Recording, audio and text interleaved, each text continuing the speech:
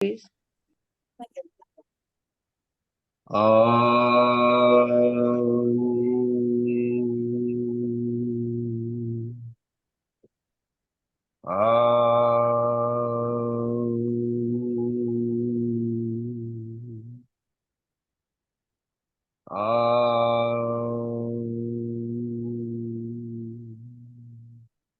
Shri Gurubhyo Namaha Harihi Om Akhanda Mandalakaram Vyaptam Yena Characharam Tatpadam Darshitam Yena Tasmai Shri Gurave Namaha Ajnanatimirandhasya Jnananjana Shalakaya Chakshurunmilitam Yena Tasmai Shri Gurave Namaha Gurur Brahma, Gurur Vishnu, Gurur Devo Maheshwaraha, Guru Sakshat Parabrahma, Tasmai Shri Gurave Namaha.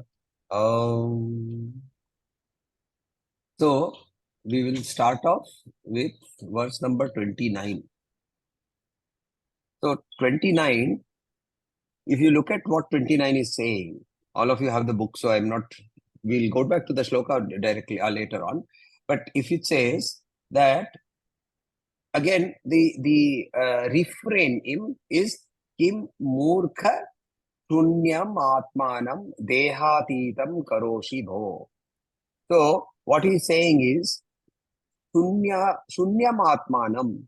Why are you continuously saying there is nothing? Right? This is not only to the shunyavadis.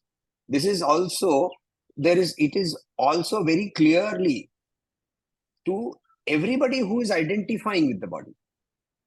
So he uses the next to understand this. In the first line he says swadeham shobhanam tyaktva purushakyam cha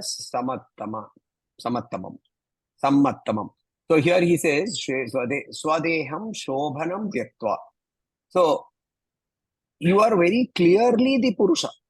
You are very clearly that which is invigorating this body.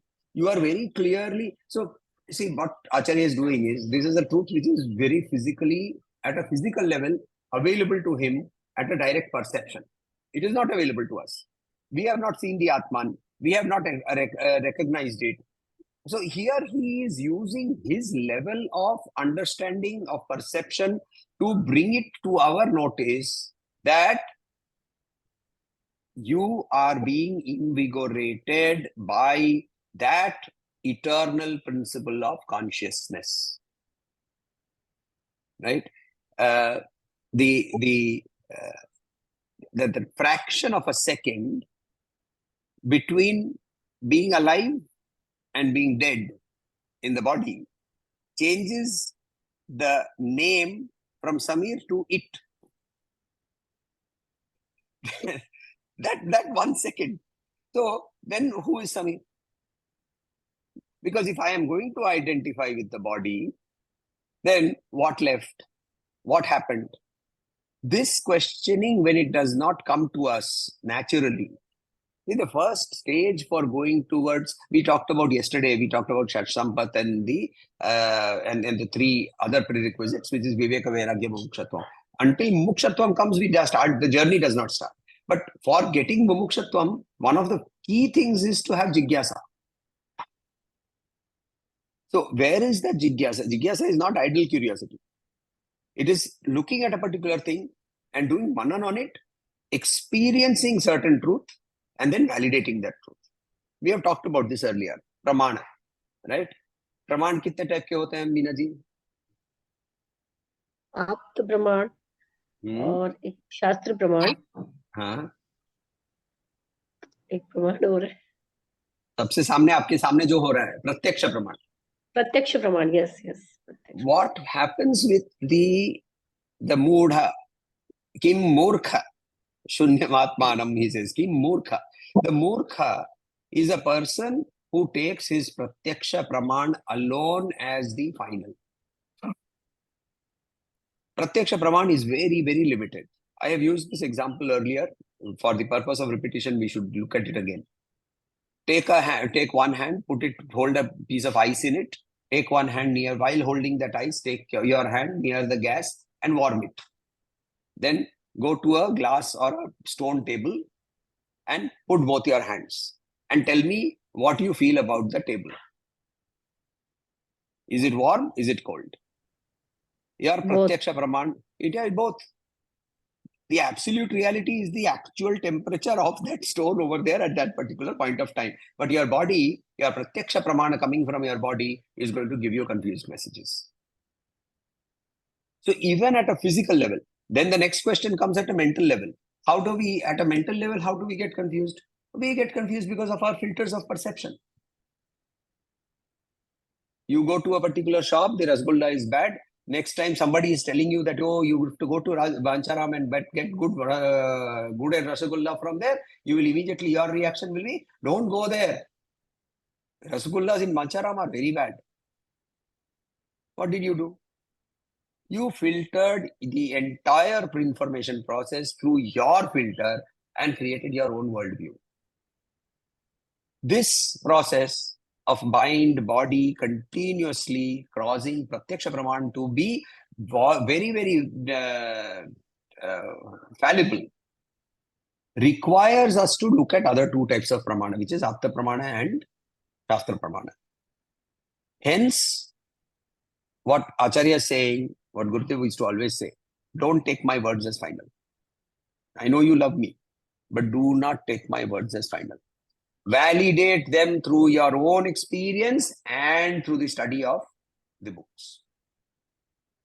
Validate them. Right? When we were studying Adhyaksha Pramana, Adhyaksha Bhashya, we saw that. He continuously goes back and refers to the certain portions of the Upanishad. Why does he do that? Because again, the same principle. If I have experienced something and I am suddenly coming to you and telling you this is reality, right? It could be purely my hallucination, isn't it? Unless it is validated by something, somebody. Hence, he says, Swadeham shobhanam tyaktva purushakyam cha sammatam. So, therefore, here is the... sorry, just give me 1 second. I have to open the...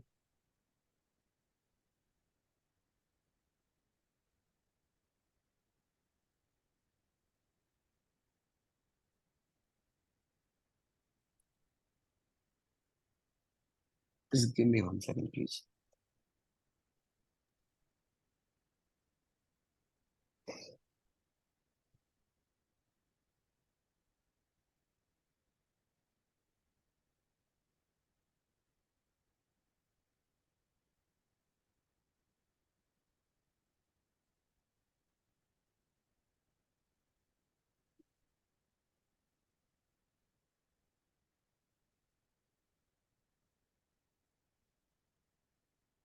Okay. So, yeah. The word is Swadehe Shobhanam Santam Purushakyam Cha Sammatam. You are saying slightly differently. The first line. Let me check.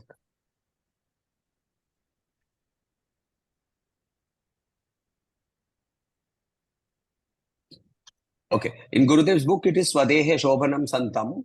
I am reading from a direct text. Again, I have told you that there are two texts, both from Chinmaya Vision. I am reading from the earlier text, which is saying Swadeham Shobhanam Tyaktva. So we can take whichever. The Swadeham Shobhanam Santam Purushakyam Cha Sammatam. So here, if you look at the meanings, Swadehe Shobhanam Santam. Santam here means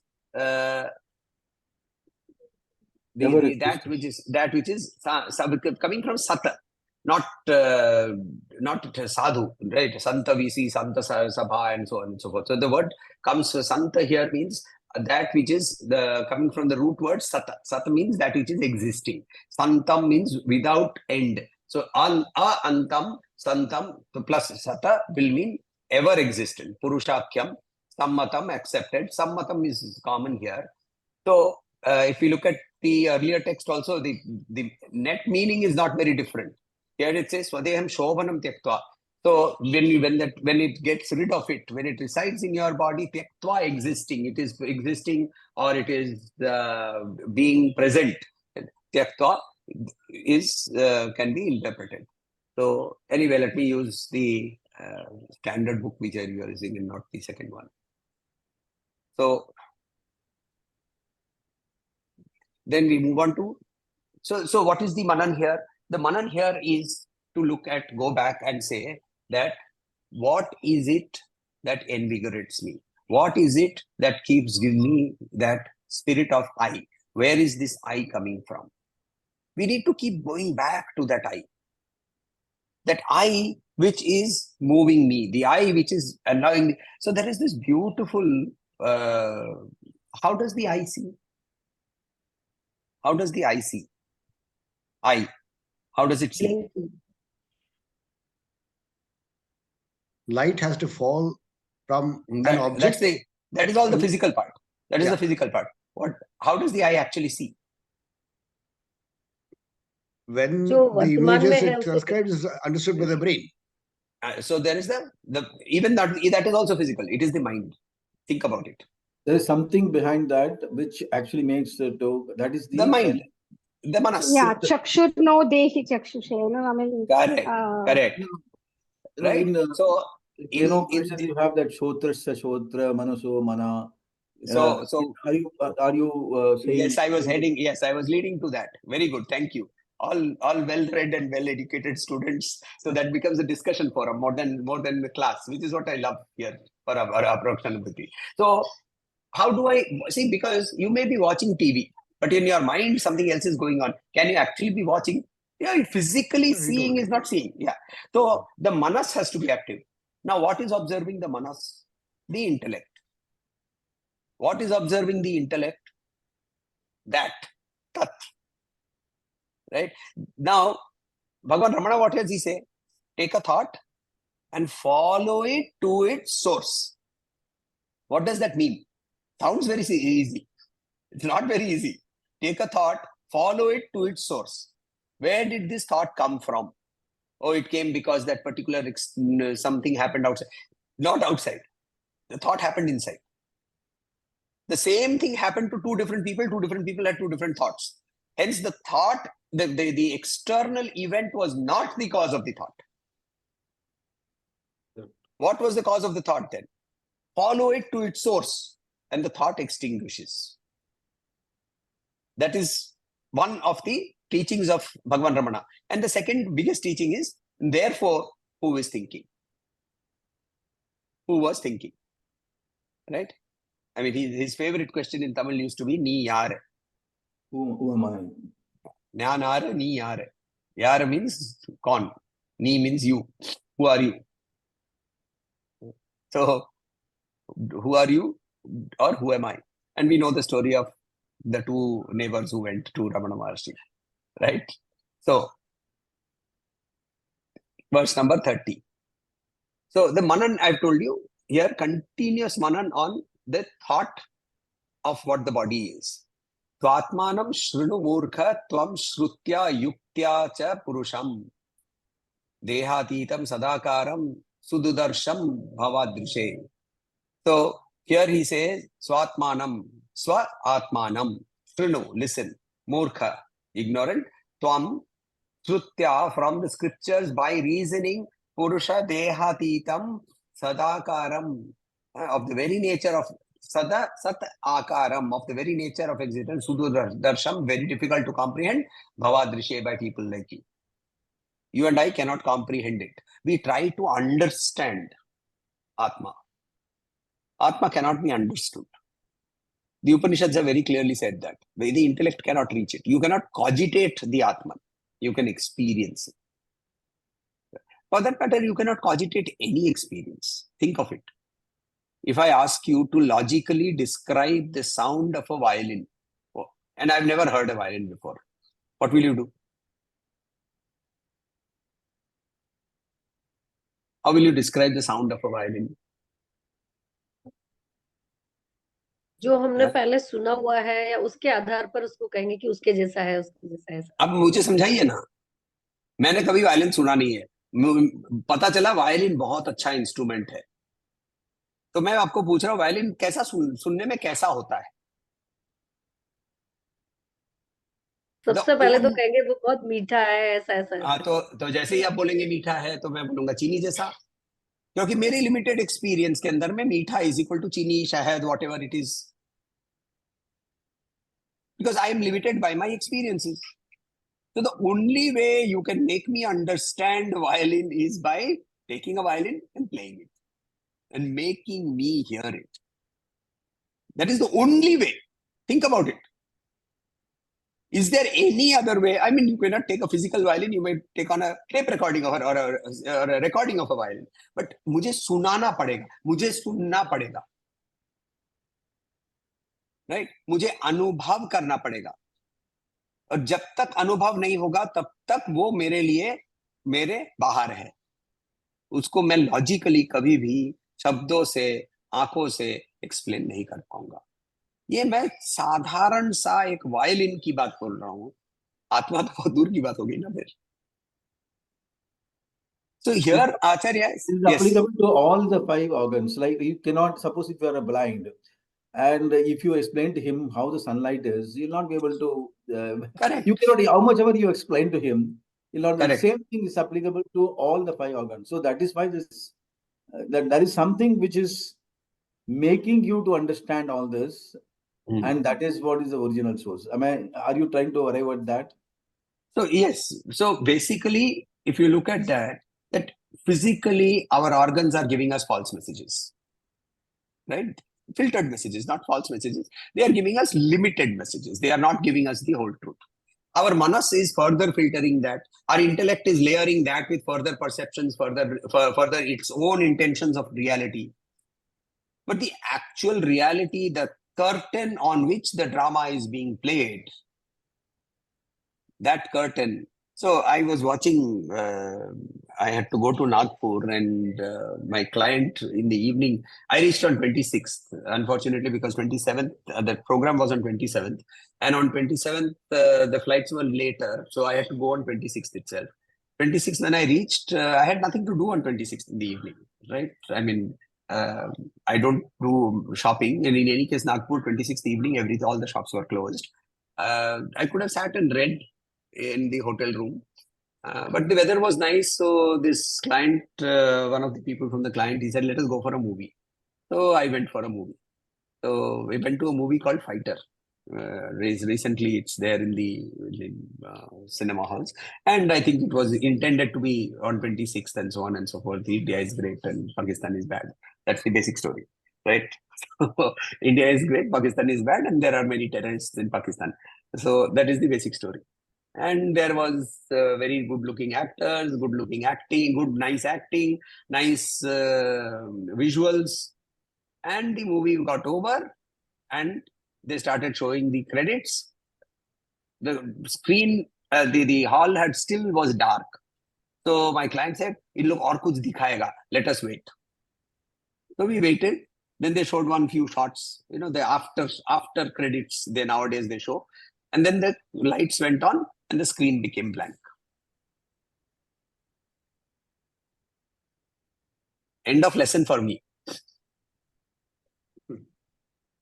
The screen is always there. The screen is always there. Whether you're watching the best of movies, you're watching the most horrible of movies, in your life experiences, you may be going through ups, you may be going through downs. The screen is always there. All those ups and downs are happening at the body, mind, intellect level only. Never beyond that. Hence, he says it is very, very difficult for you to comprehend, because as long as we are understanding ourselves to be the body, mind, intellect construct, it is not possible for us to understand it. So what is possible? One, we need to shed our vasanas. How do you shed your vasanas? First and foremost, you learn to get equanimity.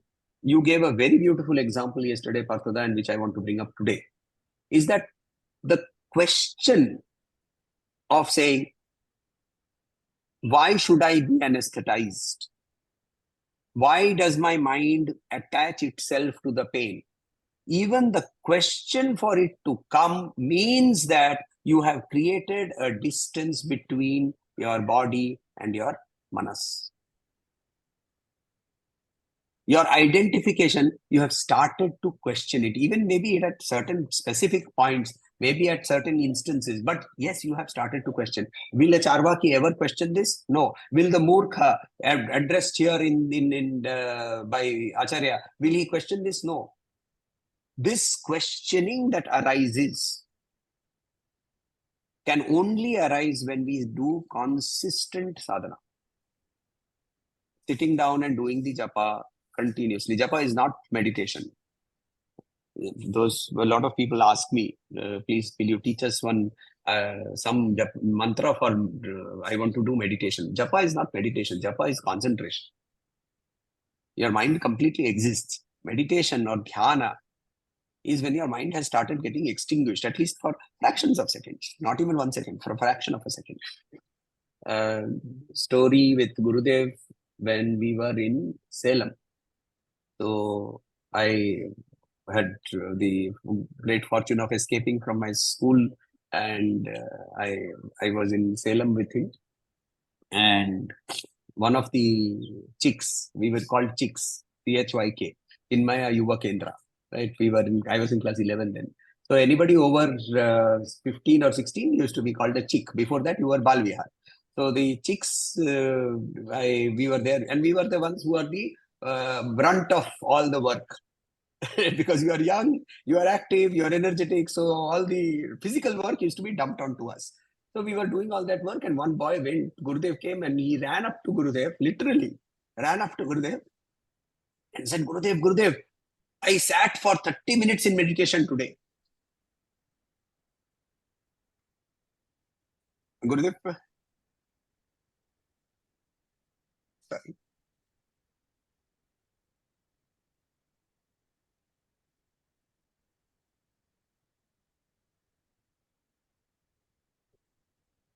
So Gurudev patted his head and he said, how many minutes were you silent?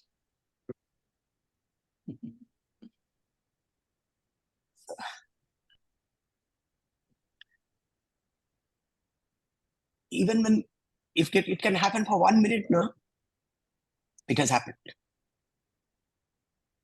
You have touched it.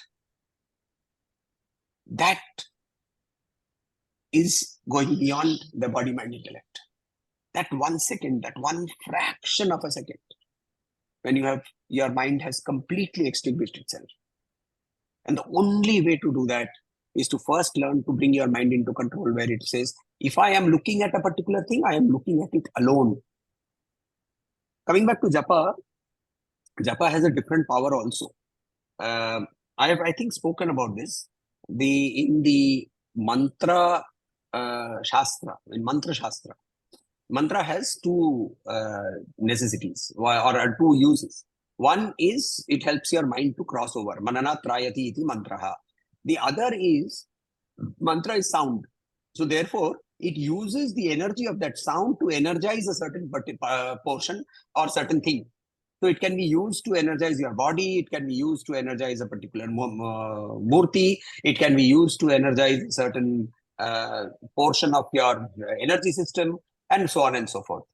So once the Mahapariva was asked, what is the power of mantra?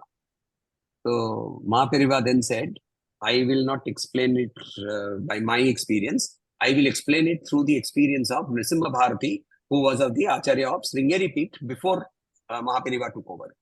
So he said, Nrisimha Bharati was once asked, what is the power of mantra? So he said, let me show you. And he took some unhusked rice, paddy, and he put it under his seat. And he sat on that and he did japa.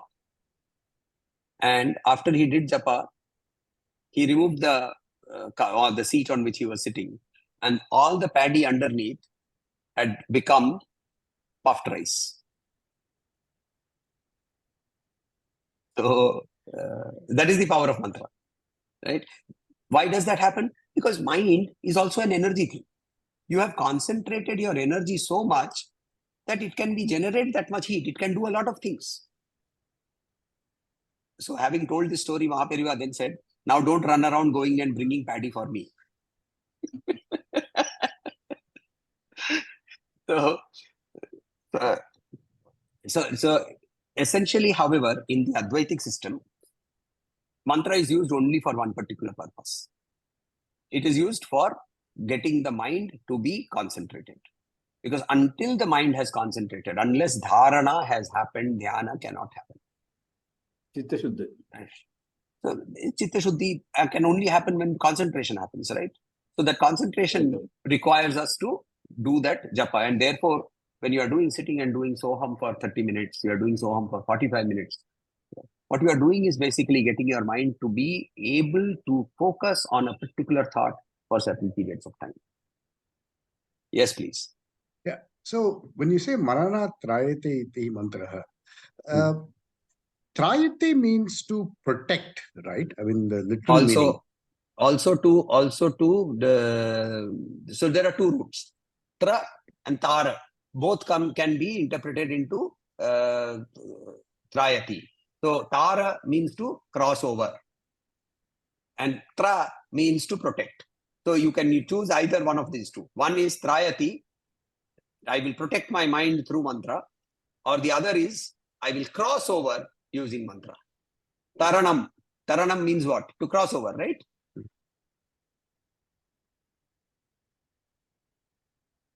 But I thought Sanskrit tends to be very specific in its meaning. No. You're not supposed to have these double meaning, no? No, Sanskrit has double meanings everywhere.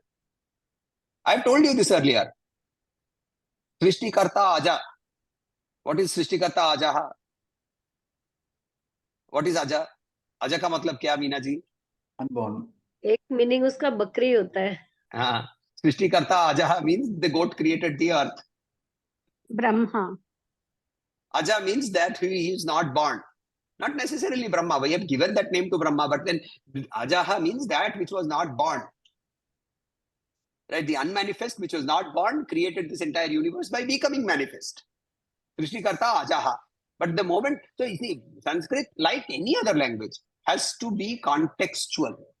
You cannot have a non-contextual meaning to a language. Each word in its absolute cannot mean anything. So to that contention here, this is the example that yes, Sanskrit is it's much heavily codified than other languages.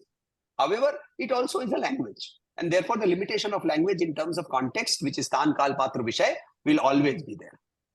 Four things. Anything in language, anything in communication, Sthana, Kala, Patra, and Vishay. All four things have to be in consonants. Only then communication can happen. So here he says, moves on, let us say, that to verse number 31. Aham shabdena vikhyataha eka eva stitah paraha. Aham shabdena, I, the word I. Kulatvanekatam praptaha katham syadehaka puman. Very beautiful, very powerful, he says. See, what it says is, I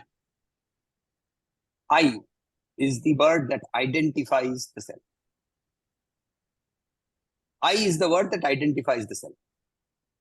Now, if I am identifying myself with I will identify. Now, here is a very interesting concept. When you were 2 years old, and where are you?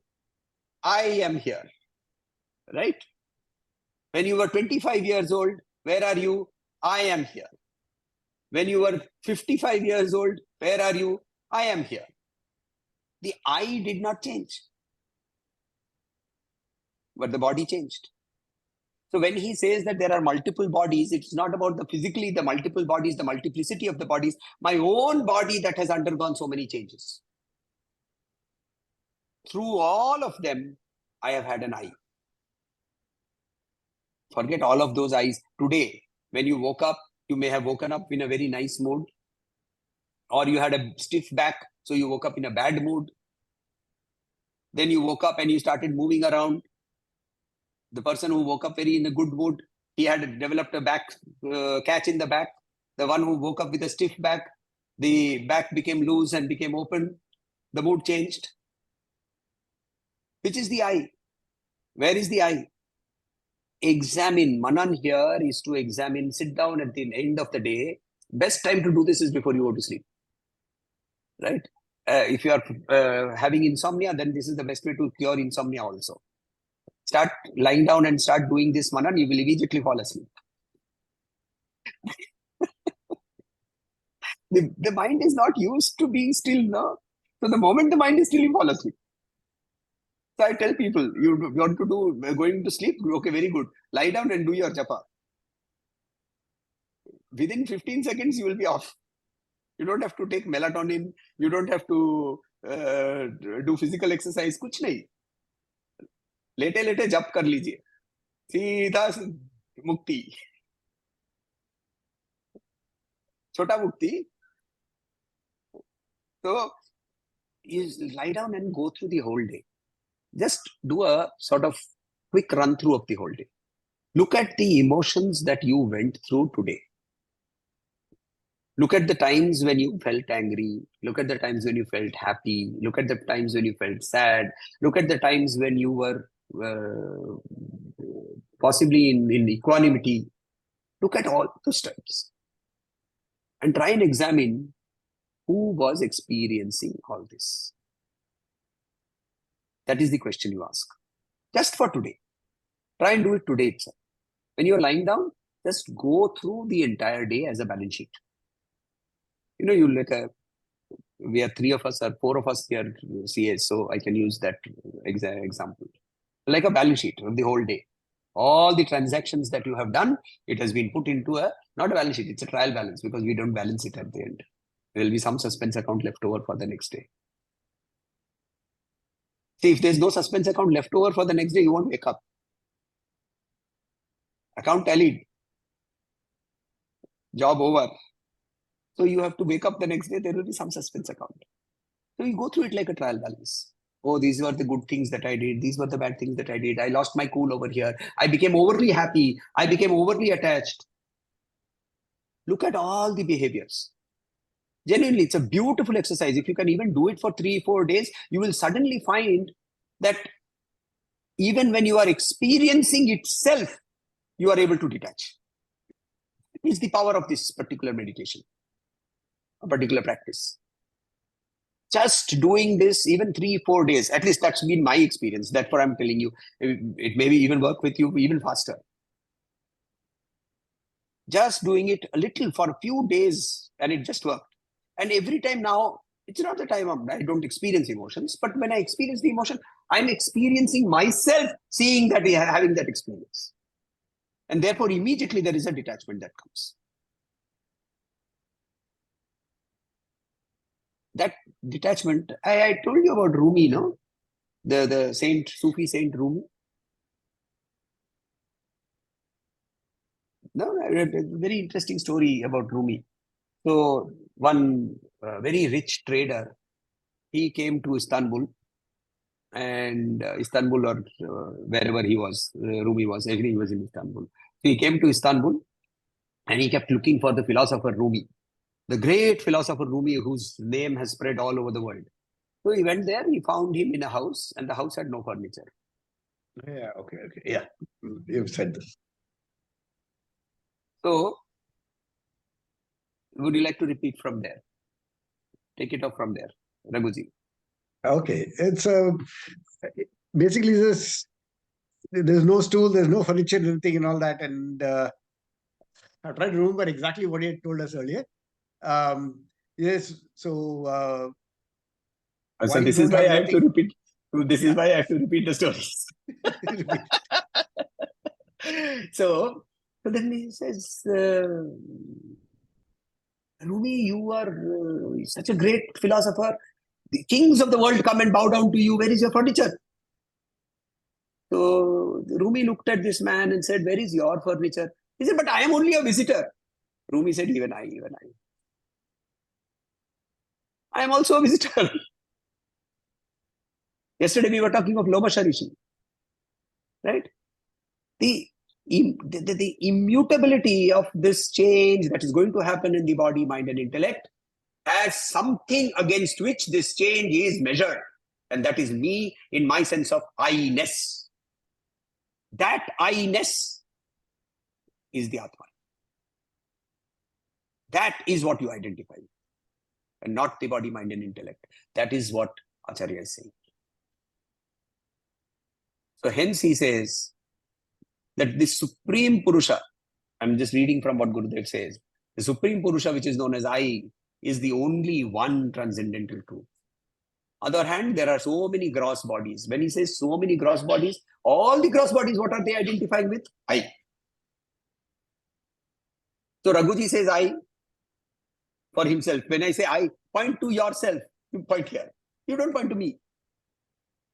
But you always point to yourself irrespective of the age where you are, the condition where you are. You may be in the crematorium, you may be in the hospital seeing somebody giving birth. It doesn't matter. Seeing somebody die, seeing somebody born, you will identify here. So this is the manan for the particular shloka. Yeah, but the same thing can be twisted around and said, okay, the fact that you're identifying wherever this particular body is sitting, you're pointing there. So then you are identified only with the body because the body was Correct. not there. You're not pointing to that. So therefore the manan is, that is why he's saying so many gross bodies. You yourself have gone through so many gross bodies. Yeah. That is the point he's making. Yes, you are identifying with the body. But which body? The body that woke up in the morning or the body in the afternoon? Because the body has changed. Right? Some micromillimeter hair growth has already happened. Some million cells have already been shed. You have gone and passed urine, you have gone and passed stool, you have eaten food, you have breathed. All of this has changed the body. Which body are you talking about? Right now, today, the body that I woke up with or the body that I am talking to you right now? That is the question that you have to do manan on. That is where the I sense comes. Okay, we will stop this because verse 32 will require some more time. So, 1 week manan. The manan will be the evening practice. And again, I am repeating, please start sitting down and doing your Soham meditation or Soham japa. Without that, believe me, it doesn't matter. I'm not saying do Soham. Do any mantra that clicks with you. If you are doing the Gayatri, please do the Gayatri. If you're doing Soham, do Soham. If you're doing only Omkar, do Omkar. It doesn't matter. Right? Subhashitam says, amantram aksharo nasti. There is no akshara which is not a mantra. So please use and go ahead. Yes, you were saying something. So I'm doing it now regularly. It's like I've incorporated it into my Sandhya, which I'm doing 3 times a day. So the morning one is when I do the long japa. And we are supposed to do 108. So I was doing 108 and that was finishing too soon. It was finishing only in 15 minutes or so. So then I added some other mantram also and did a bit of that. Then I said, okay, why don't we do Soham also? So I've been doing Soham also. Whatever I do, I stretch it out to about half an hour. Okay. Now I'm doing my ritual and it finishes exactly in half an hour. I started wondering, what is the purpose of this? If I'm trying to cut it exactly at that time, like something is wrong over here. I'm starting to feel a little perturbed by that. Because literally, if I'm doing it properly, I should not even know the passage of time.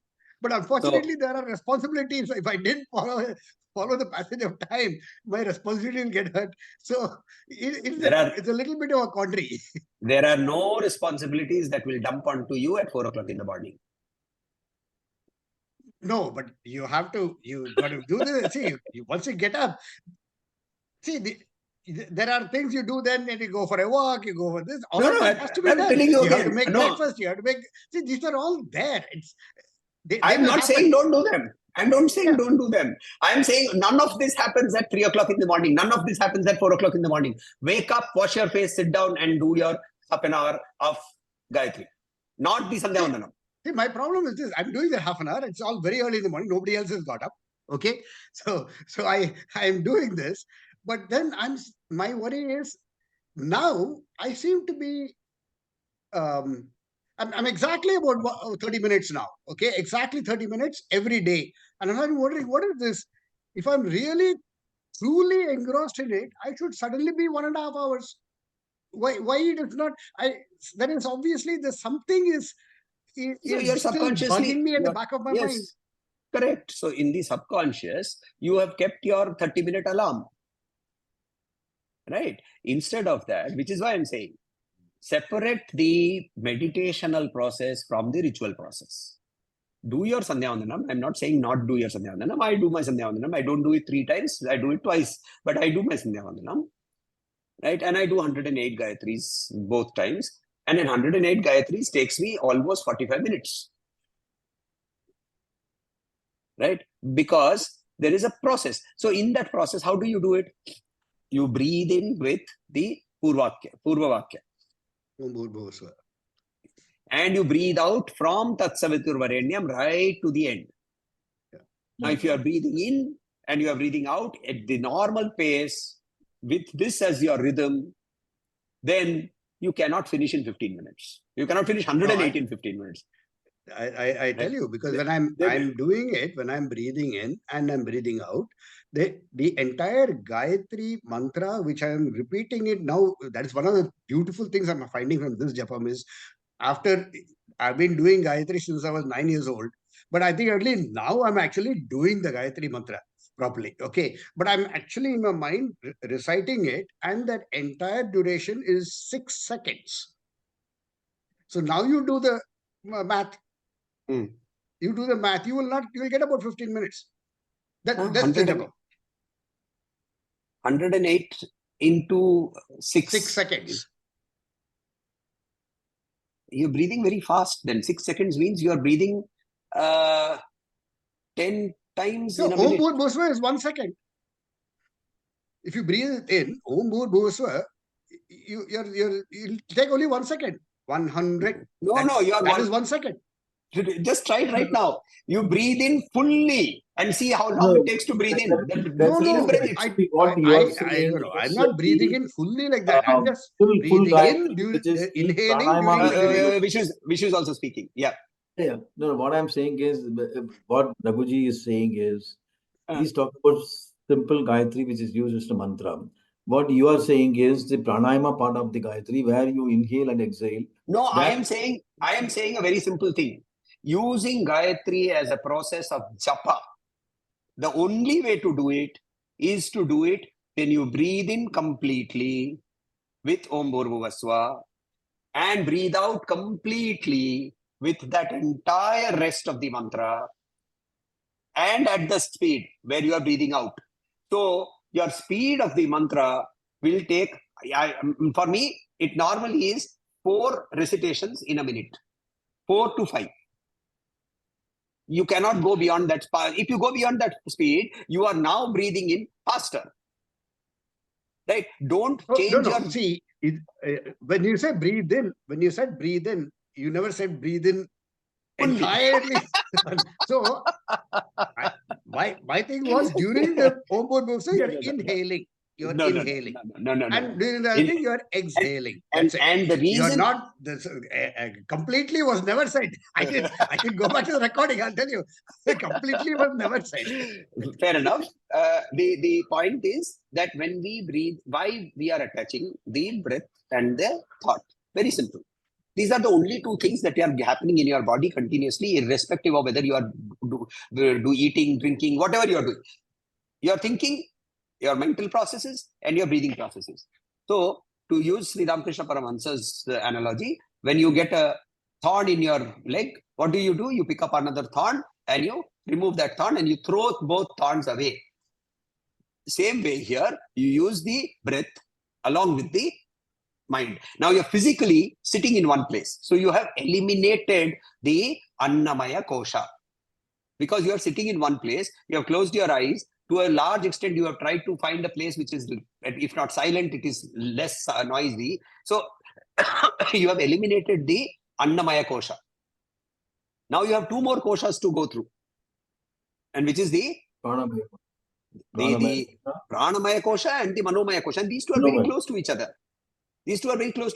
So we are using both the koshas to counterbalance each other.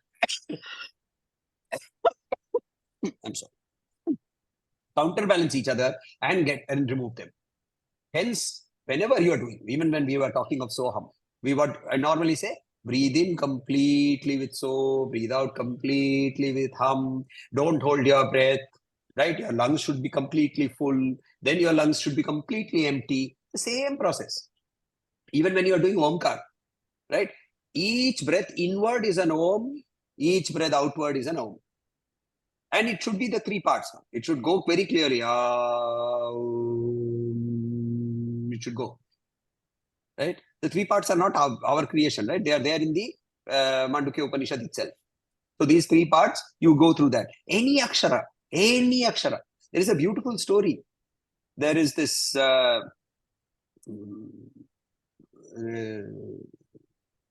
person. He is an uneducated person and he is technically of a very so-called low caste. And he goes to this very so-called upper high caste Guruji, and he keeps pestering him. Please give me mantra, please give me mantra, please give me mantra. I want to use a mantra and achieve moksha. So I have heard that you give mantras to people. And this chap keeps on going, getting irritated. And one day he goes and says, Amla. No, the Indian gooseberry. Amla. Here, take this Amla. And he threw an Amla at him. Gurudev has given me a mantra. It is called Amla. 20 years later, this Guruji is coming over there and he's finding at that point of time, just at that point of time, his Sishya, the Amla Sishya, is being taken up into heaven directly in a chariot. Arey, how are you going to heaven? I'm still roaming around here. No, you gave me the mantra for moksha. So the gods have come to take me. I am meditating on Amla. And here is the Ratha that has come to take me. The story is basically to indicate this one particular thing. Obviously, it indicates Guru Bhakti and all that. But the most important thing is, even Amla is a mantra. Manana trayati iti mantra. It does not say that the mantra has to be coming from the Upanishad. It has to come from some of the scripture and so on and so forth. No, anything is a mantra. As long as you use it properly. So, one, please start doing your mantra, whatever is your mantra. If you are doing Gayatri, do it the way I am saying. And try and wake up early. Yeah, I know that all of us have these time limitations, right? We have this house limitations. My house, the doorbell starts ringing at 5 o'clock. So at 5 o'clock, I have people starting to come in. Either it is the car washer, and I'm the first person to wake up, so I am the door attendant also. Sometimes I think my name should be Jaya or Vijay, whatever, person who keeps opening the door for Vishnu. So I'm the door attendant. So if I'm at home, I have to rush to the door. I can't expect my elderly in-laws to wake up. So I go out, I open the door. So my story is over. You have to give the door for the key, the milk comes, the newspaper comes, something or the other is happening. You have a cat at home, the cat has to demand its own attention. All of that is there. 3 to 5, nothing happens. Use that time. And another very important thing. Over the years, 90% of your tiredness, for people like us, the 6 people who are here right now, 7 people we are here, all of us, 90% of our tiredness is mental, not physical. Right? Why is it mental? Because your mind is active. Physically, we are not doing labor like a person who is building a house or doing farming or pushing a thela full of coconut, raw coconut, tender coconut. Those guys have a tough life physically. We do not expend the energy at a physical level. We expend energy at a mental level. Now, when you do japa, what happens? Your mind has started slowing down. When you do further, you do manan like what we are talking about. What have you done? Your mind has further slowed down. Slowly, when the mind slows down, it is expending less energy. Your need for sleep itself will come down. Which is why you see these yogis, the realized masters, they used to sleep so little. Only that much portion that is required for the body to re-heal itself. Mind does not need healing because the mind is already not there. It has got extinguished. So there is no mental stress, there is no mental tension, there is no mental agony, there is no turbulence that is expending energy. So waking up at 3 will become easy. Just wake up 5-10 minutes before and start up. That's my recommendation to everybody. 2 things. Number 1, please continue with your japa. And 2, over the week, try this daily trial balance activity and see how it works. Right? Let us close.